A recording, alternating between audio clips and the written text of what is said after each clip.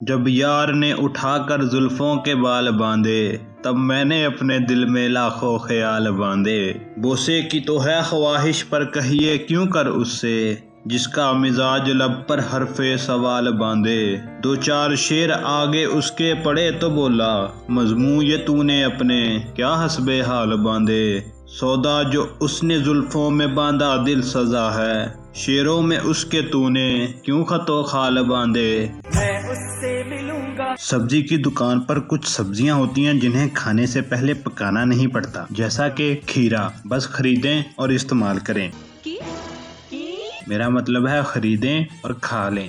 میں تو کچھ اور ہی سمجھ رہا تھا۔ جیسے کچھ سبزیوں کو کھانے سے پہلے پکانا نہیں پڑتا، اسی طرح کچھ اشعار کا ادبی مطلب ہمیں نکالنا نہیں پڑتا۔ جب یار نے اٹھا کر زلفوں کے بال باندھے، تب میں نے اپنے دل میں لاکھوں خیال باندھے۔ اس شعر کا ادبی مطلب نکالنے کی میں نے بہت کوشش کی ہے، لیکن مسلسل ناکامی کے بعد میں اس نتیجے پر پہنچا ہوں۔ شاعر نے فل ٹھرکی ہو کر یہ شعر لکھا ہے اور یہ سیدھی سیدھی بغیرتی ہے۔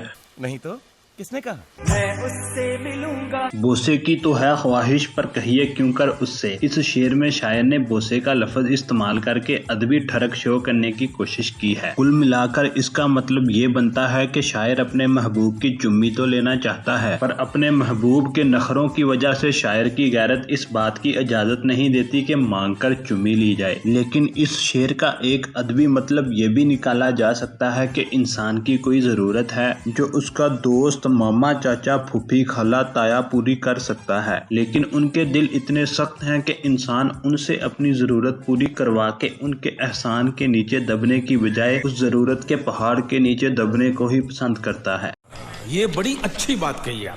ایک بات تو طے ہے، شاعر نے پکا کوئی گندی فلم دیکھ کر یا کوئی گندا منظر دیکھ کر اپنے ذہن کو فل گندا کر کے یہ غزل لکھی ہے۔ باقی کے دو اشعار میں سے بھی کوئی اچھا مطلب نکل نہیں رہا، بس ٹھڑک ہی ٹھڑک ہے۔ اس لیے امید ہے ویڈیو پسند آئی ہوگی۔